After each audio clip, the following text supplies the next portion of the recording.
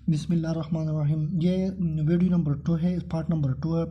Part number 1 में हमने सिर्फ ये स्टेप नंबर 1 तक पढ़ा, ये पढ़ा है। और अब स्टेप नंबर 2 हम पढ़ते हैं। जो पहले हमने एक डायग्राम को एक्सप्लेन किया, वो डायग्राम जो है ये सारा स्टेप उस डायग्राम में है, ठीक है। स्टेप नंबर 1 जो है अभी सबसे पहले हम उस डायग्राम में देखेंगे। इस डायग्राम के बाद ये जो थ्योरी है, इस थ्योरी भी पढ़ेंगे। इसके बाद ये डायग्राम है, ठीक है। ये डायग्राम जो फर्स्ट स्टेप है इस डायग्राम की है, ये पीएसपी स्क्रीन है। इसके बाद इस डायग्राम फर्स्ट स्टेप को कहते हैं एक्सपोजर स्टेप, ठीक है। इसको कहते हैं एक्सपोजर स्टेप। एक्सपोजर स्टेप में क्या होता है, ये एक्सरे होता है, एक्सरे में एनर्जी होता है। ये एक्सरे में क्या होता है, काइनेटिक एनर्जी होता है। ये काइनेटिक एनर्जी इस जो पीएसपी स्क्रीन है इसमें एटम होते हैं। जो एटम होते हैं बेरियम फ्लोरोहेलाइड, बेरियम आयोडोहेलाइड, यूरोपियन इससे बना होता है ये पीएसपी स्क्रीन, ठीक है।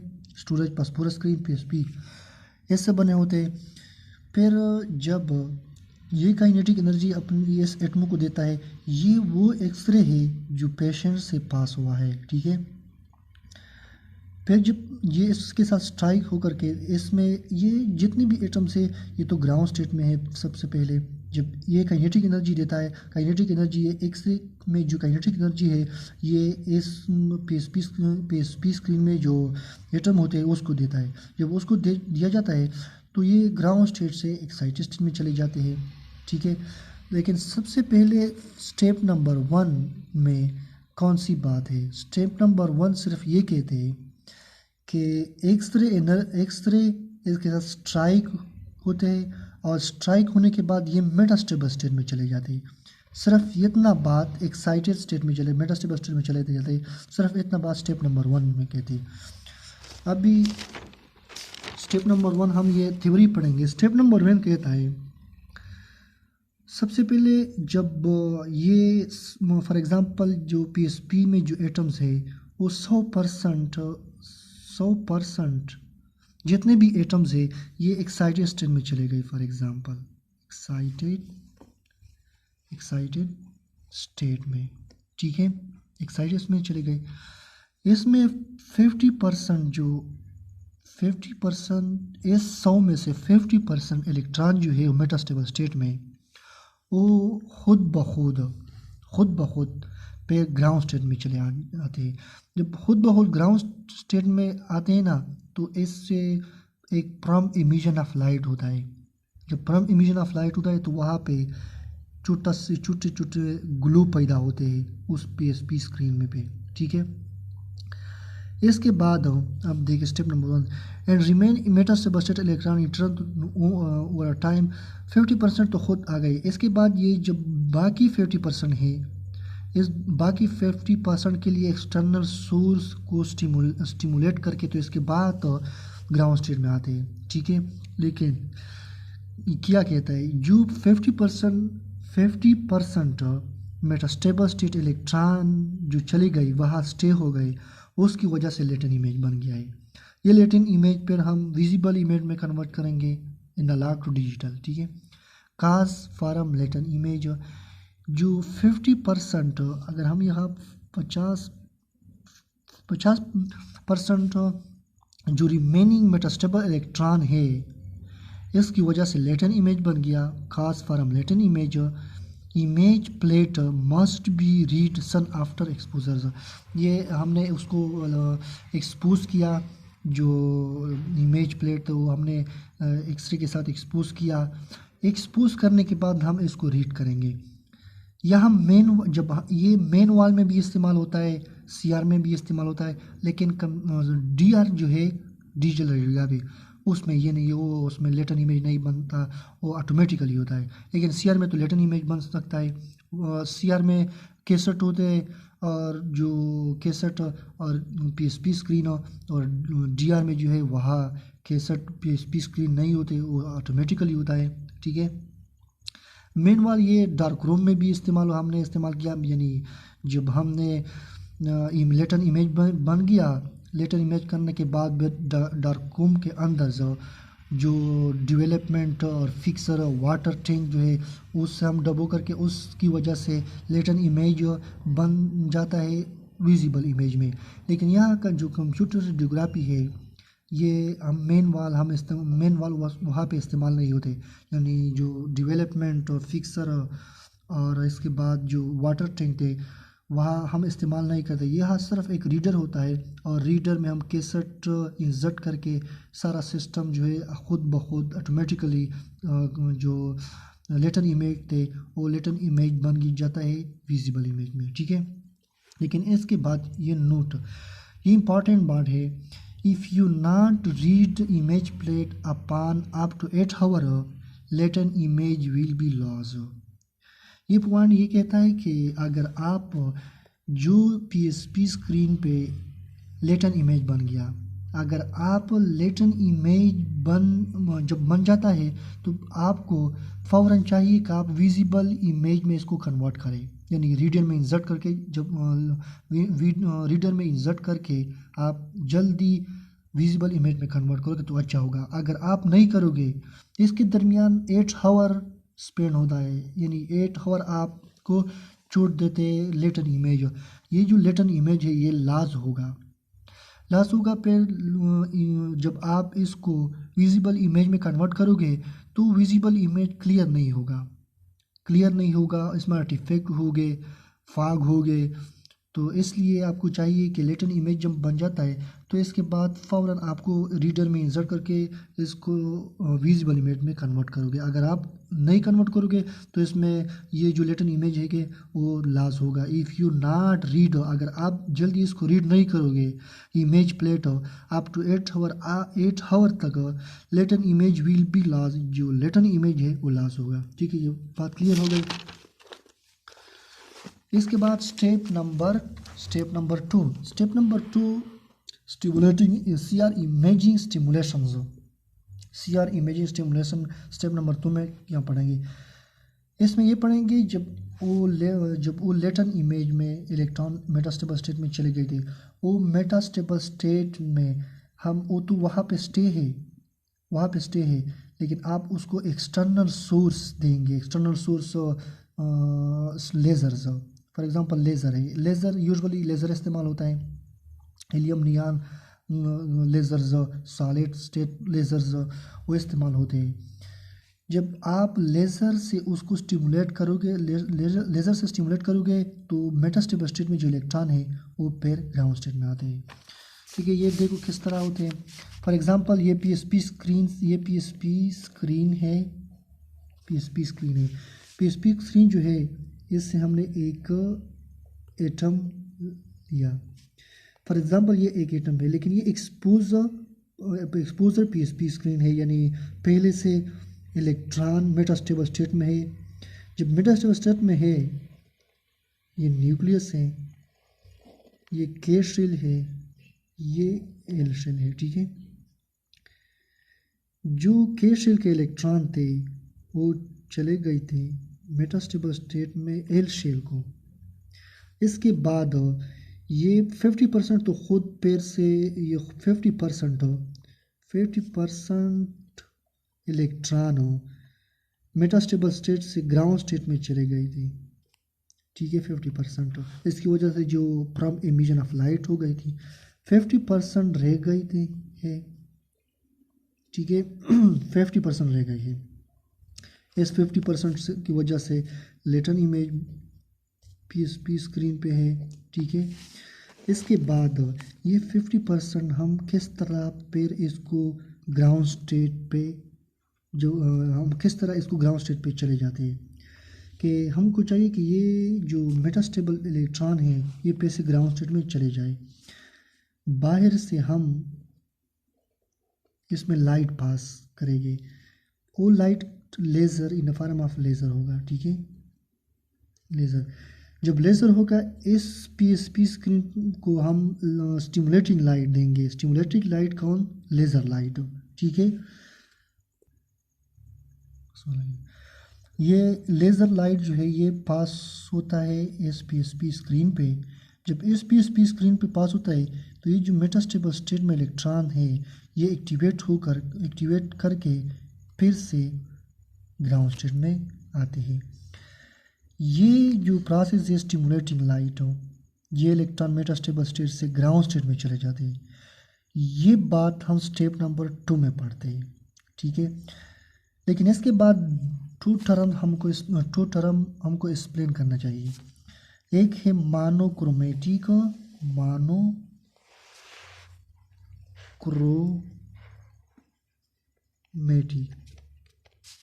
एक होता है पॉलीक्रोमेटिक, ठीक है, पॉलीक्रोमेटिक।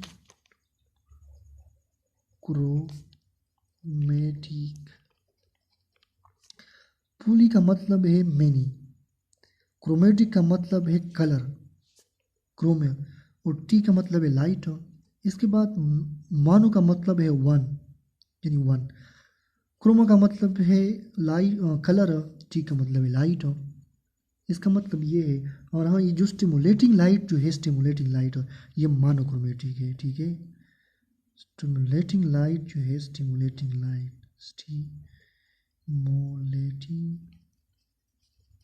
ये मोनोक्रोमेटिक है। स्टिमुलेटिंग लाइट ये मोनोक्रोमेटिक है। मोनोक्रोमेटिक क्या कहते हैं? जब कोई भी रेडिएशन किसी सोर्स से कोई रेडिएशन प्रोड्यूस करता है, तो उसमें जितने रेडिएशन है उस सारे रेडिएशन की फ्रीक्वेंसी एंड वेवलेंथ सेम होगा। जब फ्रीक्वेंसी वेवलेंथ सारे रेडिएशन की सेम होगी तो इसका मतलब है कि इसकी कलर भी सेम होगा और इसकी एनर्जी भी सेम होगी। इंटेंसिटी डिपेंड नहीं करता, लेकिन ये कलर और एनर्जी इस पे डिपेंड करता है। जो सारे रेडिएशन की जब फ्रीक्वेंसी और लैम्डा सेम होगा तो इसकी कलर भी सेम होगा। तो इसी तरह लाइट को, इसी तरह रेडिएशन को हम मोनोक्रोमेटिक कहते हैं। सारे रेडिएशन की फ्रीक्वेंसी वेवलेंथ सेम होगी। इसके बरअक्स पॉलीक्रोमेटिक जब कोई सोर्स है, फॉर एग्जांपल ये सोर्स है, इसने लाइट रेडिएशन को प्रोड्यूस किया, ठीक है। जब लाइट कोई रेडिएशन को प्रोड्यूस किया, जब लाइट या रेडिएशन को प्रोड्यूस किया तो फिर इससे मुख्तलिफ लाइट इमिशन होते हैं। यानी इसकी जो फ्रीक्वेंसी है और इसकी जो फ्रीक्वेंसी है ये सेम नहीं होगी। इसकी जो लैम्डा है ये सेम नहीं होगा और इसकी इंटेंसिटी भी डिफरेंट होगा। इसी तरह लाइट को हम कहते हैं पॉलीक्रोमेटिक। पॉलीक्रोमेटिक का जो एग्जांपल है ये है विजिबल लाइट, ठीक है, विजिबल लाइट, ठीक है। और मोनोक्रोमेटिक का जो एग्जांपल है वो स्टिमुलेटिंग लाइट यानी लेज़र का जो लाइट है ये वो है। इसके बाद ये क्यों विजिबल लाइट है? विजिबल में देखो, इसमें वेब, जॉय और है, ये सारे कलर है। कलर क्यों है? Violet, indigo, blue, green, yellow, orange, red, ये डिफरेंट कलर है। ये डिफरेंट कलर क्यों है? क्योंकि इसकी फ्रीक्वेंसी और वेवलेंथ डिफरेंट है। जो फ्रीक्वेंसी वेवलेंथ डिफरेंट हो तो इसकी जो कलर है वो डिफरेंट है। इसको कहते हैं पॉलीक्रोमेटिक।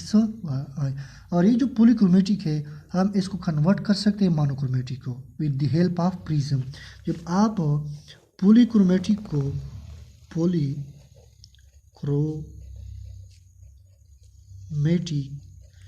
कन्वर्ट करना चाहते हैं मोनोक्रोमेटिक को, तो किसकी मदद से?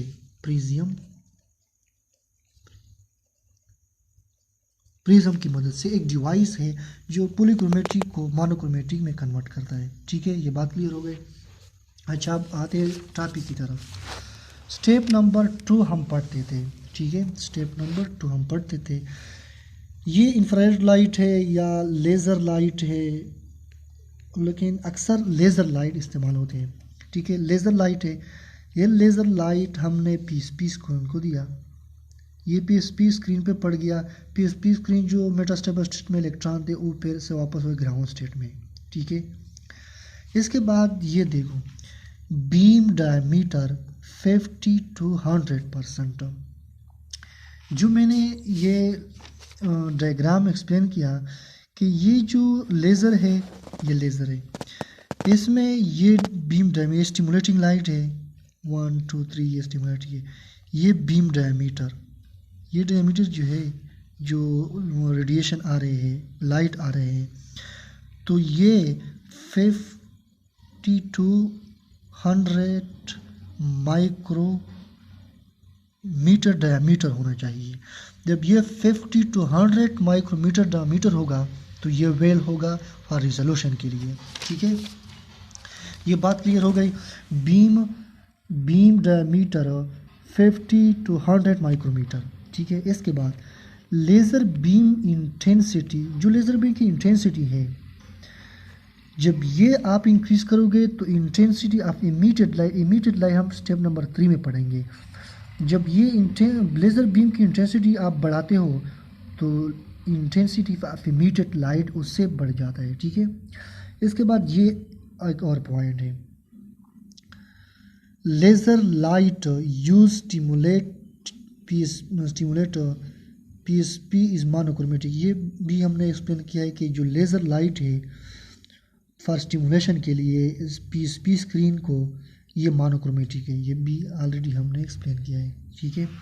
इसके बाद ये 5 नंबर पॉइंट, इफ पीएसपी, ये 5 ये पॉइंट ये कहता है कि अगर पीएसपी स्क्रीन की थिकनेस ज़्यादा हो तो इसमें जो स्टिमुलेटिंग लाइट है इसकी पेनेट्रेटर ज़्यादा होगा इसमें, और स्प्रेड भी ज़्यादा होगा। इफ़ पीएसपी थिकन, जब पीएसपी थिक होगा, लेज़र बीम पेनेट्रेट, जो लेज़र जो बीम है ये ज़्यादा पेनेट्रेट होगा, यानी पेनेट्रेट एंड स्प्रेड लार्ज और ह्यूज, इसमें ज़्यादा पेनेट्रेट होगा, ये क्लियर बात है। अगर ये 3 है तो इसमें लेस पेनेट्रेट लेस स्प्रेड होगा, ये तो क्लियर बात है। If PSP 3 laser beam penetrate and spread laser, ठीक है। अच्छा, ये इंपॉर्टेंट स्टार है, इंपॉर्टेंट बात है। The diameter of the laser beam determine the special resolution of CR imaging. ये जो अभी तक हमने ये टॉपिक पढ़ा रहा था, जब पढ़ गया तो ये कंसेप्ट वहाँ पे है, सारा कंसेप्ट इसमें है। ये कहता है कि जो स्टिमुलेटिंग लाइट की डायमीटर जो है लेज़र से जो लाइट प्रोड्यूस होता है उसका जो डायमीटर है, ये डायमीटर स्पेशल रिजोल्यूशन को डिटरमाइन करता है।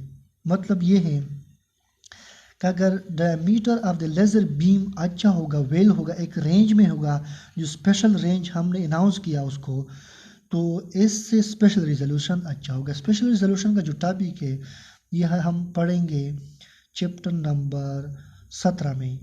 चैप्टर नंबर 17 में हम स्पेशल रिजोल्यूशन की जो टॉपिक है, सबसे पहले टॉपिक स्पेशल रिजोल्यूशन है।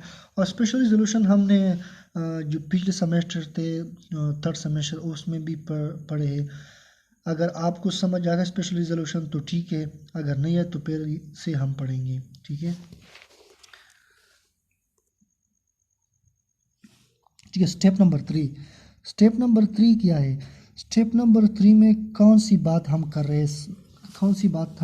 रहे हैं? स्टेप नंबर 3 में ये बात करते हैं, हम जूम कर,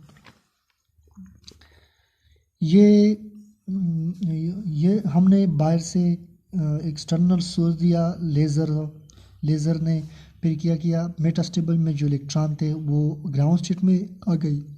जब ग्राउंड स्टेट में ये इलेक्ट्रॉन आते हैं तो इस इलेक्ट्रॉन में एनर्जी होता है, ये एनर्जी फिर से रिलीज़ करता है इन the form of visible light, और ये visible light in the range of blue, ठीक है, in the range of blue light होगा। ये बात हम पढ़ते हैं स्टेप नंबर 3 में कि ये लाइट इमिट करता है। जब ये मेटास्टेबल स्टेट से ग्राउंड स्टेट में आते हैं तो ये अपना एनर्जी रिलीज़ करता है इन the form of blue light. ये बात जो है ये स्टेप नंबर 3 में पढ़ते हैं हम, ठीक है।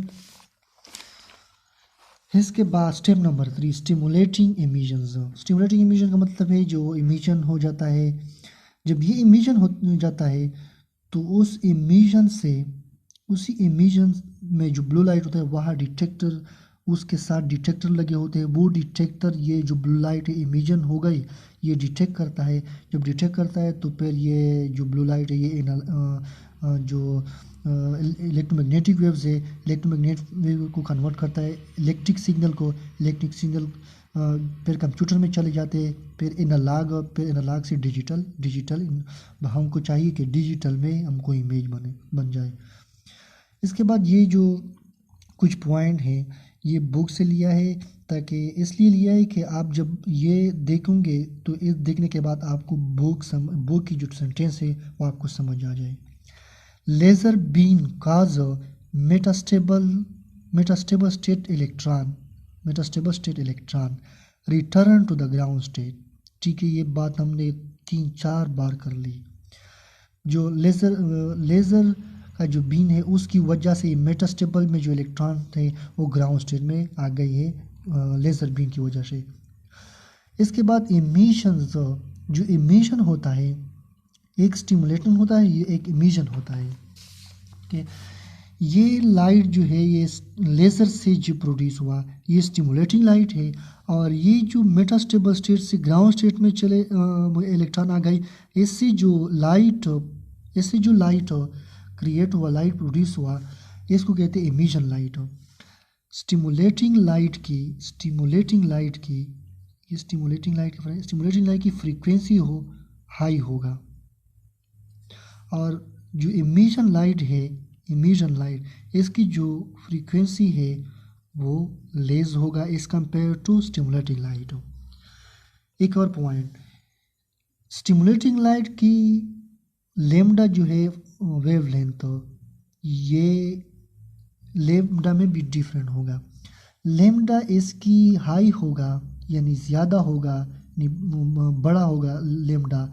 इसकी लेमडा जो है ये हाई होगा, लार्ज लेमडा होगा, क्योंकि फ्रीक्वेंसी और लेमडा की इन्वर्सली प्रोपोर्शन है। जब आप फ्रीक्वेंसी ज़्यादा करोगे तो लेमडा कम हो जाती है, जब आप लेमडा को बढ़ाते हो तो फ्रीक्वेंसी रिड्यूस होता है। ठीक है, इसलिए यहाँ पे उल्टा है, अपोजिट है ये बात। ये कहते हैं कि इमिशन है ये शॉर्ट लेमडा है, और ये जो लेमडा ये in the form of blue region, और ब्लू रीजन जो है विजिबल लाइट में है। ठीक है, this process latent image visible image, ये जो प्रोसेस है ये स्टेप नंबर 3 में लेटन इमेज को कन्वर्ट होता है विजिबल इमेज में। ठीक है, ये बात क्लियर है। इसके बाद क्या होता है, resulting is emission is has polychromatic. मतलब ये है कि मोनोक्रोमेटिक पॉलीक्रोमेटिक सबसे पहले ही बता दिया।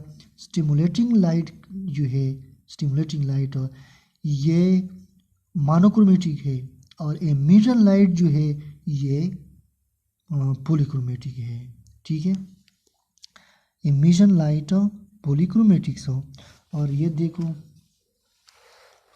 स्टिमुलेटिंग लाइट ये मोनोक्रोमेटिक। ठीक है, ये बात क्लियर हो गया। इसके बाद note, emitted light intensity is many order magnitude lower than that of stimulating light। वो बात जो हमने कर ली सबसे पहले, वो यही बात है कि इमिटेड जो लाइट है ये उसकी इंटेंसिटी जो है वो डिफरेंट है, यानी इसकी इंटेंसिटी सेम नहीं होगा। कभी कभार इंटेंसिटी ज़्यादा होगा, कभी कभार कम होगा, वो डिपेंड करता है एटॉमिक स्ट्रक्चर पे। इसकी मैग्नीट्यूड भी सेम नहीं होगा, लेकिन स्टिमुलेटिंग लाइट से कम होगा। ठीक है, ये बात क्लियर हो गई। इसके बाद ये एक और पॉइंट है, point number 8, some signal is lost. कुछ सिग्नल ऐसे होते हैं लास्ट हो जाते हैं।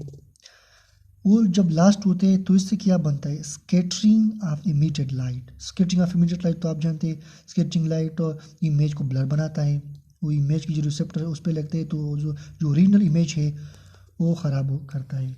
Collection efficiency of photo diode, photo diode जो है वो स्कैटरिंग की जो स्कैटरिंग रेडिएशन जो है उसमें ये एफिशिएंसी है कि वो कलेक्शन करता है।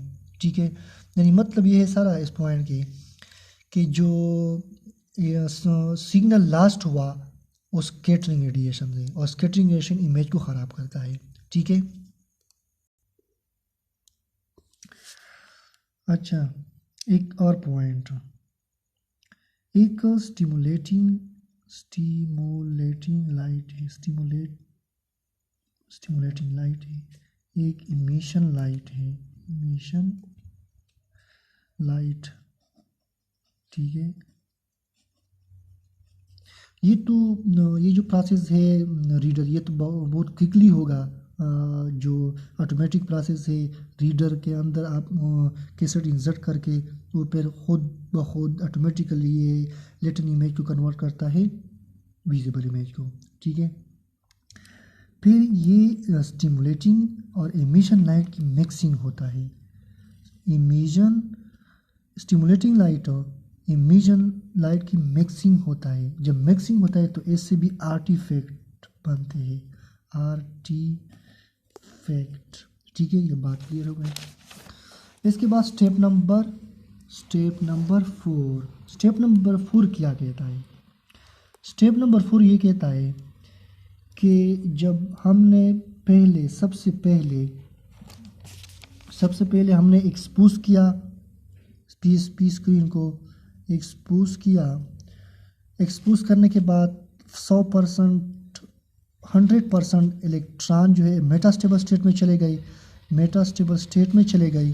ठीक है, इसके बाद 50% जो है 50% ये क्विकली रिटर्न हो गई। ठीक है, और क्या 50% रिमेन हो गई, ये बात क्लियर है, हमने कर ली। इसके बाद जब हम इस 50% जो रिमेन इलेक्ट्रॉन है मेटास्टेबल स्टेट में, इसने लेटन इमेज बनाया है। जब हम बाहर से एक्सटर्नल सोर्स के ज़रिए ये मेटास्टेबल स्टेट के इलेक्ट्रॉन हैं, ये हम फिर से ग्राउंड स्टेट, इस एक्सटर्नल सोर्स की वजह से ग्राउंड स्टेट में आते हैं, लेकिन ये सारा नहीं आते। फॉर एग्ज़ाम्पल 40% और 45%। ठीक है, मेटास्टेबल स्टेट को छोड़ करके ग्राउंड स्टेट में आते, वहाँ पे फिर भी 5 to 10% रिमेन होते हैं मेटास्टेबल स्टेट में। ठीक है, इन मेटास्टेबल स्टेट ये 5 to 10% जब रिमेन होता है, इसको स्टेप नंबर 4 में किसी के ज़रिए कोई ऐसा मेथड हम बनाएंगे कि ये 5 से 10% जो रिमेनिंग इलेक्ट्रॉन है मेटास्टेबल स्टेट में, ये हम फिर से ग्राउंड स्टेट में ले आते हैं। ठीक है, ये बात हम पढ़ते हैं स्टेप नंबर 4 में। इसके लिए हम क्या करते हैं? इसके लिए हम करते हैं, अगर हम ये फिर से इस्तेमाल करके दूसरा इमेज इस पर लेटन इमेज बनाना चाहते हैं, जब तक हम ये 5 to 10% इलेक्ट्रॉन जो है, अगर हम इसको यहाँ पे छोड़ते हैं और हम एक दूसरा इमेज बनाते हैं, तो दूसरा इमेज जो अच्छा नहीं बना होगा, उस पर अच्छा नहीं बन सकता, क्योंकि उस दूसरी इमेज में आर्टिफैक्ट आते हैं, फॉग आते हैं, दूसरा इमेज क्लियर नहीं बन सकता उस पर। तो इसलिए हम दूसरा इमेज हम फिर से इस्तेमाल करते हैं, यही स्क्रीन हो, तो इस दूसरे फिर से हम इसको इस्तेमाल करने की वजह से हमको ये इरेज करते हैं। इस फोर्थ स्टेप को हम एक नाम देते हैं इरेज। इरेज का मतलब है कि ये जो इलेक्ट्रॉन है मेटास्टेबल स्टेट में ये ग्राउंड स्टेट में आते हैं। Stimulation cycle, it is does not all metastable state electron return to the ground state। ये बात हमने कर ली अभी, ठीक है। State some excited electron remain in a metastable state, ये बात हमने अभी कर लिया, ठीक है। इसके बाद if residual latent image remain, इसका ये भी बात हमने कर ली। residual latent image यानी जो पहले हमने इमेज जो लेटेंट इमेज है विजिबल इमेज में कन्वर्ट किया, लेकिन कुछ हिस्सा कुछ पार्ट्स लेटेंट इमेज की बाकी रह गया है in form of latent image में, तो क्या होगा फिर? घॉस्टिंग अपीयर। घॉस्टिंग अपीयर का मतलब है कि जो पीएसपी स्क्रीन है वो घॉस्टिंग यानी वो ख़राब होगा। और subsequent use of image plate, ठीक है। अगर हम इसको any residual latent image remove by, हम किस तरह इसको रिमूव करते हैं ये बात हमने डायग्राम में भी कर ली, लेकिन हम यहाँ सिर्फ ये थ्योरी पढ़ेंगे। फ्लोटिंग किसे कहते हैं? इसी तरह अगर हम उस कैसेट स्क्रीन पे इसी तरह फ्लोटिंग करें तो ये जो मेटास्टेबल स्टेट में इलेक्ट्रॉन थे इसकी वजह से शायद इसकी वजह से ग्राउंड स्टेट में आ जाए। अगर इससे नहीं होगा तो फिर क्या होगा? With the very intense white light, इसके बाद हम इस पे वाइट लाइट पास करेंगे, इंटेंस वाइट लाइट की वजह से ये मेटास्टेबल स्टेट को छोड़ करके ग्राउंड स्टेट में आ जाए।